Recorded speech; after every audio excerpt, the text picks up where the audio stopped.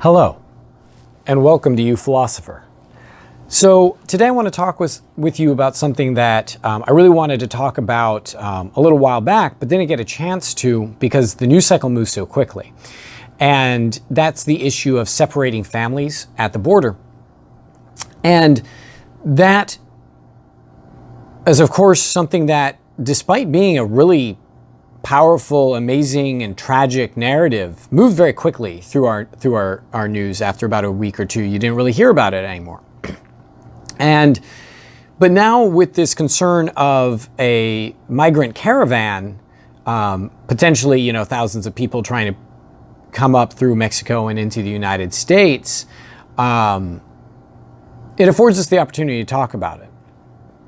And I want to talk about it in part because it seems that in our conversations about illegal immigration and about specifically these issues of people kind of trying to escape into the country and the ways that we deal with it, that we don't actually discuss these things like honestly, and we don't discuss really some of the fundamental aspects of the issues raised by it. So with that, let's talk about the separating families issue. So there's obviously a lot to be said there, and some of it definitely has been said, right? So the first thing that we want to look at is well, why separate families? And I'm going to leave aside like whose policy that was or who started it first, Barack Obama or Donald Trump, and so on and so forth, right? So rather than worrying about it as a political issue, let's look at it specifically as like a humanitarian issue and as an issue in terms of like the welfare of the United States and the welfare of the U.S. citizenry, as well as the welfare of those people who are impacted by these separations.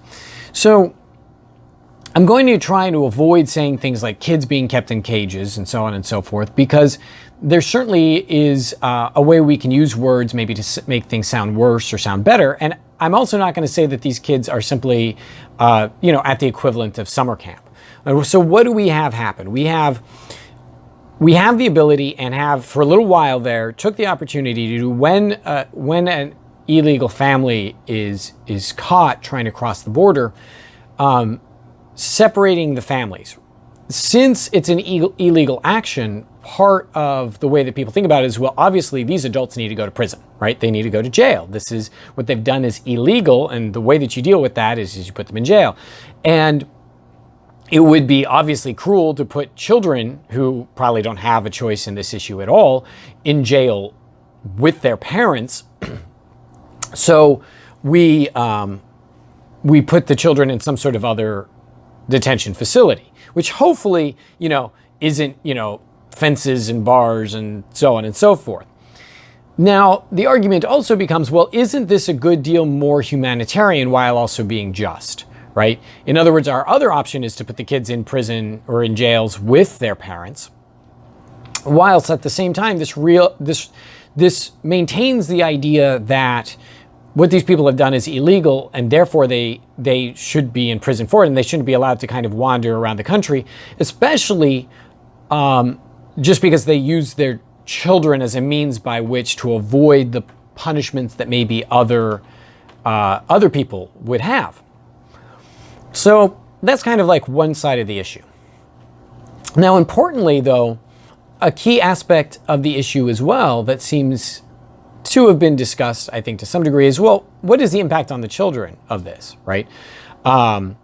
Even if the children are not being kept in, cage-like conditions, even if it's relatively nice and they're getting to go to school and so on and so forth, is there a question of trauma, especially if they're particularly young? And though I don't think they have to be all that young for it to be traumatizing, but to go through this event of like leaving your home is already a big deal.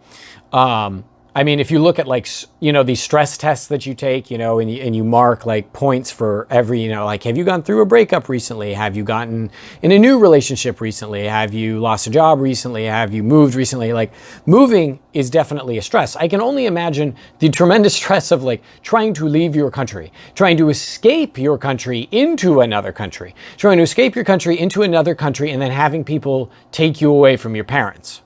Having escape from another country, trying to escape into another country, having people take you away from your parents, and being put in a facility with people you don't know for an indeterminate amount of time without contact with your family. That seems to me like there's a whole lot of child psychologists who would say this is really probably pretty bad for the kids. Like, this is certainly something that's going to impact them the rest of their lives. And one wonders if there are going to be connections to things like even like PTSD. As I imagine it doesn't always happen easily, right? You know, one can imagine children being ripped away from their parents.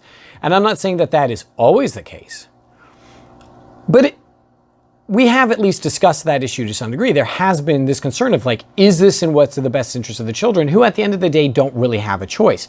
And I think that for many people who are against immigration and supporting the separating the families issue, their thought process is, well, this is the parents' fault for using their children as kind of like a bargaining chip or as a tool to try to avoid getting in trouble and trying to manipulate the system to get what they want. And there's a lot of stuff, though, that I think is being kind of ignored, right? Like, okay, it doesn't really matter if it's a cage-like area. It's still, you know, a place you're not allowed to leave where you're separated from your family. That, I think, has been mentioned and discussed. The fact that it's difficult to figure out what to do with people if they do bring children over, and should bringing children over actually exempt you from the rules that other people are forced to follow? You know, I think that's been discussed. But something that I think is really under discussed is like the plight of the parents. Like, there seems to be this general kind of consensus, or at least this general tacit willingness to say, well, let's not talk about the parents because the parents are guilty, right? And so even amongst people who seem to feel like, well, we shouldn't be separating children at the border, the concern is, of course, for the kids. And I'm glad that at least many people are genuinely concerned for the children. I can't help but think also about how traumatizing this must be for the parents. I mean, I think the response ends up being, well, then they shouldn't have tried to come over illegal. They shouldn't have done something illegal. I think, though, like, imagine the circumstance of being such that you can't contact your kids. You're being held in prison. You don't know how well your children are being treated. You don't know if they're safe, right? You don't know when or if you'll get to see them again. Which you had hoped would be a new life of safety and security has quickly become a nightmare, where the most important thing to you in your life has been taken from you. And I think many people want to argue, well, like, how do we know that they're even really their children? And if they're willing to put their children in that danger in the first place, clearly they must not care about their kids that much and stuff like that. But even if a fair number of these people are actually like, violent criminals or drug dealers who are like grabbing random children or nephews or even their own kids in order for like this insidious reason, there's still a lot of people who are trying to bring their kids somewhere because they want their children to have a better life. So there is kind of that comic realization of like, well, some people are saying, well, we don't need to feel bad about what's happening to these kids because these kids are having a great time. They're way better off than they were in their other country. But then the obvious response is, but isn't that why their parents did it? Like, we don't seem to have much space for the possibility that a lot, if not most, of the parents who are in this circumstance are specifically concerned about their children's lives. They forget their children's lifestyles, which I think is definitely an issue. Like, they want a better life for their kids. We're talking about, in some cases, countries have that tremendous violence and danger. And so they're hoping to bring their children somewhere safe. And it's really strange that we seem to feel like we just don't get that. Like, that to me is very weird. Like, we just don't really talk about the bravery of the parents involved. And I think we should, right? This is not necessarily all. This is not to say that there aren't people trying to game the system. I'm not suggesting any of that. But there are a lot of parents who seem to at least have some passing awareness of how dangerous that this is for them, how poorly the circumstance could go for them. And they're still thinking to themselves, well, but all that really matters is my kids. And what are my best options? And this is the best of a series of bad options. And I'll do whatever I have to do for them. And so I can't help but think it kind of reflects poorly on the way that we think about our own children. Like, have we become so kind of unaware of our own children's needs that we can't imagine ourselves being in a circumstance where we'd be willing to violate another country's laws in order to try and save our children's lives or try and have a better life for our kids. I mean, it seems like I would think a lot of people are willing to do a lot of stuff that's considered pretty shady so that their children can have a better life. I mean, certainly if you think about it amongst the very wealthy, I mean, they're willing to continue to participate in schools that are very kind of like segregated in terms of class and financial status, and send their kids to the best possible place, even if they know that other people's children don't have that same chance. I mean, there's a certain like kind of moral awkwardness there, I should think, but they go, listen, I don't care. I'm going to do whatever's in the best interest of my children. And that's why when I die, my millions or billions of dollars are not going to go to everyone else. They're going to go to my kids. So though there might be some moral imperative that we should think that some of our money, if we have a lot of it upon our deaths, should also go to society at large or to starving children, we all seem pretty comfortable with the idea that even the very wealthy should be able to largely give their money to their children because it's their children, and that's the most important thing in their lives. So the fact that we are not looking at these people who are trying to escape with their children and trying to help their children have better lives, that we're not also, in addition to the question of illegality, looking at the issue of heroism and bravery, and we don't really consider the potential sacrifice that some of these people know that something really bad could happen to them, or that they might even lose their children. But the hope is that, well, maybe they have other family members there, and that the children will go to those family members even if they end up in prison or being deported, that they're willing to lose their child if it means that their child is safe. And so the idea then becomes one that I really am struggling to understand why we're not having a full and robust conversation about the trauma that these parents are having. And that our tendency is just to go, well, they've done something illegal and thusly they deserve it. And it's important to note that for them, it's not illegal, right? Like, we don't think about that much, but like, think about how many of us would say you went to another country and you found, I don't know, a diamond, or, you know, you went spelunking or something, you know, you found a gold nugget or something like that. How many of us would be severely tempted to, despite that country's laws regarding what you're allowed to take, what you find in that country and what you're willing to take out of it, how many of us would be like, maybe I can like put this in my carry-on somewhere? Like, I mean, what does Australia need with this, right? They're fine.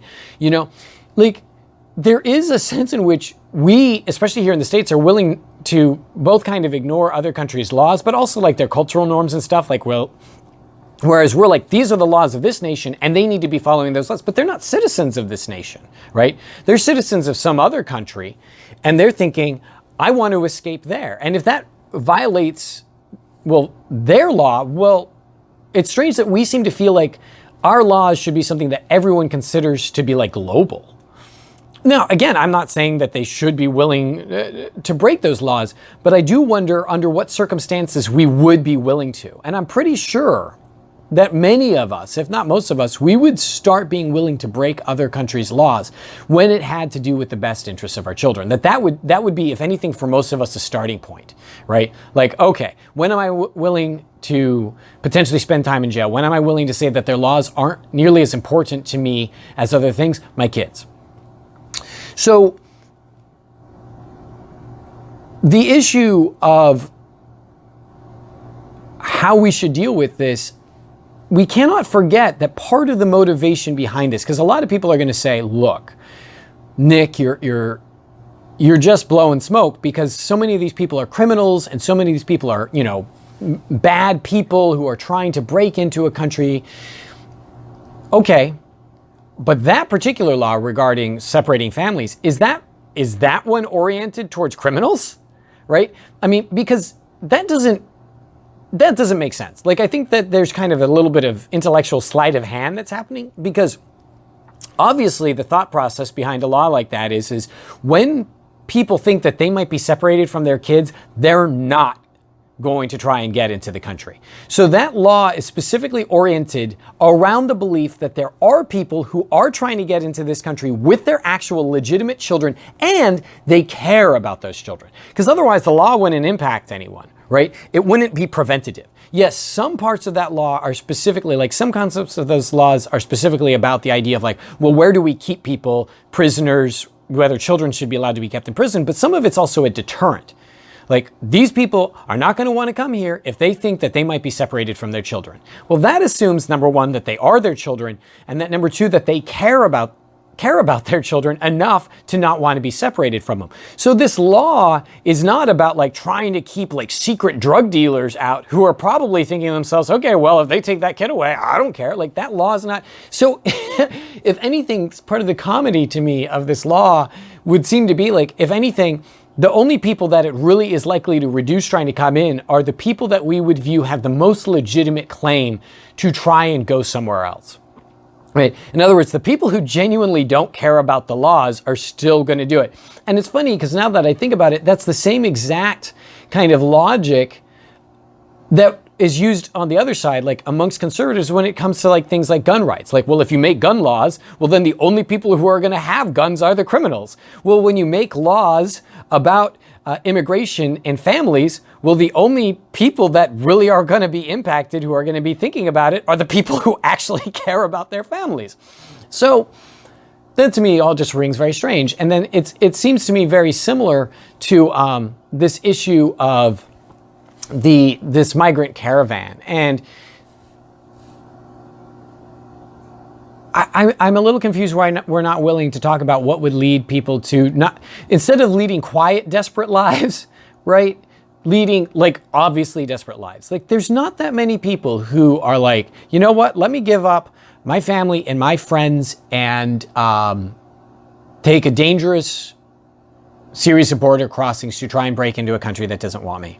Not many people are really genuinely dying to do that. And I think it's only our arrogance that's like, yeah, well, you know what? They're over there and they're poor and they're miserable, so they want to take what we have.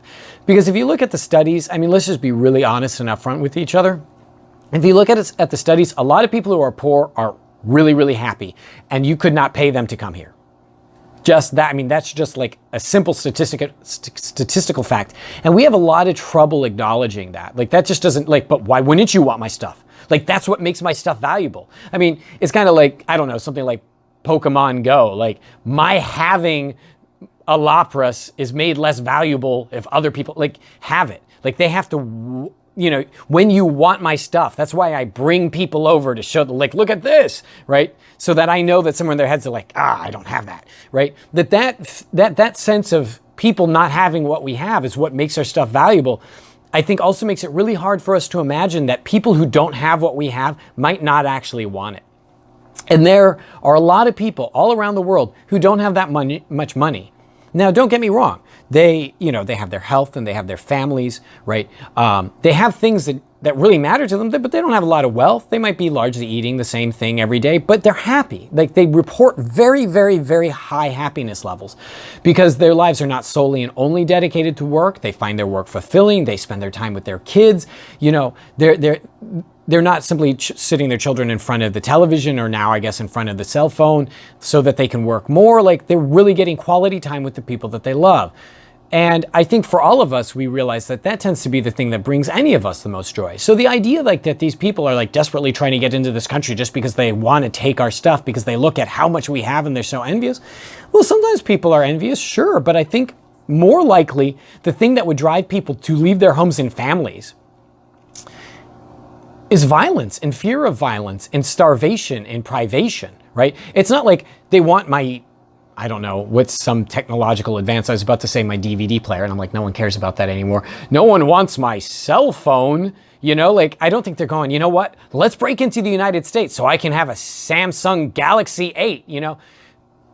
I mean, maybe there's a couple, but probably not that many, you know? I think there's a lot more of them who are like, oh my God, I'm genuinely concerned that my children are going to be gang raped or murdered, or that I'm not going to be able to feed them. Where's somewhere where that might be less likely? Man, okay, that's a heck of a trip. We may not make it, but we're not safe here. So where else can we go? So, I mean, where's the pride in being a country it's so funny, like, instead of being proud of ourselves for having so much stuff that other people want to take it, which I just think is kind of patently false. Why don't we take pride in the fact that, I mean, school shootings aside, that we're a nation that not just has enough rights, but like has enough safety that there's people who are thinking, I will take massive risks to go there because my children might be safer there. I mean, that's something, and that's something to be proud of. And it's strange that we don't view that as something like to share and to welcome. And again, when I say something like that, people are like, oh, so what you're saying, we should open the borders and just let everyone in. What I'm saying is it doesn't seem to me that we genuinely value the thing that other people value about us. And the comedy of it is then we don't understand why they're trying to get in, and we hate them and treat them like they're miserable criminals for trying to get in, when really what they're trying to do is share love and laughter and safety with their families. Which at the very least, even if we chose not to let them in, which is a conversation for a different episode, something that we could admire and respect and empathize with. I don't know. Anyways, with that, I hope you have a wonderful week.